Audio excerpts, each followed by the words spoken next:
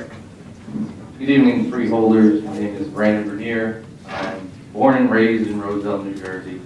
I wanted to start with a quick story. I wish freeholder Mirabella was here.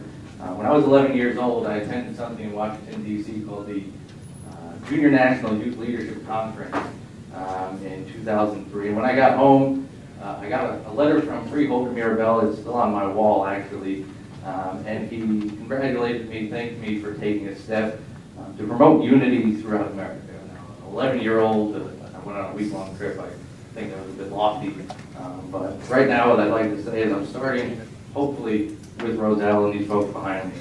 I want to put some of these facts and figures in context a little bit for you. We talked about this 43,000 median household income in Roselle. And a lot of people have come up to this mic in the past over the years to get your approval on this project. They said, why doesn't Roselle get the things that, Cranford, Kenilworth, Linden, Rahway, Elizabeth, why don't we get the things they have? Why don't we deserve the things they have? The median household income in Cranford is well over $100,000. It's not a matter of what we deserve, it's a matter of what we can afford. This project was presented in 2011. The numbers we had on file then, the Census Bureau, 2010, the median household income in Roselle was around $58,000. In 5 years, we saw our income drop 25%. At some point, someone needs to step back and think, maybe we need to rethink this. New figures are out. Maybe we need to take those into account and realize, the actual impact this is going to have on people.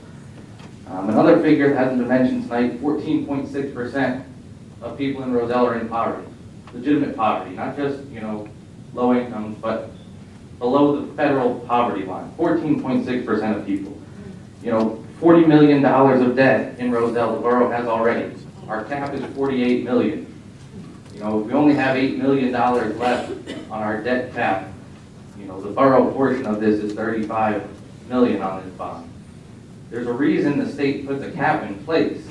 Just because we're calling this a lease, it's essentially still going to be Roselle's debt. You said it yourself, Roselle is likely going to have to foot the bill for this no matter what. I get up every month, just last night at our council meeting, and I asked them for the numbers. What's going to be the cost to operate this? How are we moving forward with the project when my own council can't tell me a single estimate on what it's going to cost to operate this facility, what it's going to cost to insure the pool? That's an astronomical figure. There are plenty of community centers all across this county that they can go and get these figures from. Give me the numbers on what we're going to charge people to use these services. Cranford has a great example. They never come back with those numbers for me. They don't answer a single question that I ask. I apologize to you all that I wasn't here a year ago. I was still away at college, actually. But what I can say about a year ago when you actually approved the guarantee the first time is that you were hoodwinked. People got up to this microphone and they told you money was just being moved around and somehow we weren't going to have to pay these astronomical tax increases. They said, we already lease space, Shins Academy, St. Joe's. We pay about $600,000, the Board of Ed does, right now for those buildings. They said, we're just going to move this money over to pay this lease. Well, this lease is 2 to 3 times more than that. So we're not just moving money, we're moving money and then increasing it by astronomical figures. You were told we were taking our garbage in-house a year ago. We actually took it in-house in 2013. A year ago was 2 to 3 years after the fact, and we were already on paper losing $500,000 to $600,000 in our DPW budget because we decided to take our garbage collection in-house rather than the company that was privately doing it in the past. If someone sat down and looked at those numbers, they knew we went from a DPW staff of about 15 to 60. Tons more money was being spent. I have 2 things for you.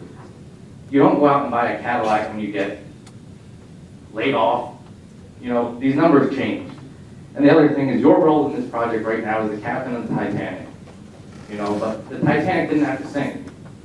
The captain was given a report that said there are icebergs out there. And he said, let's go full steam ahead anyways.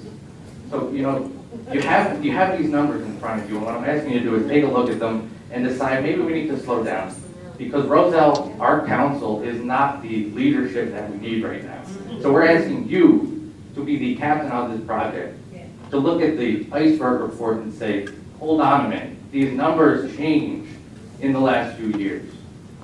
Thank you.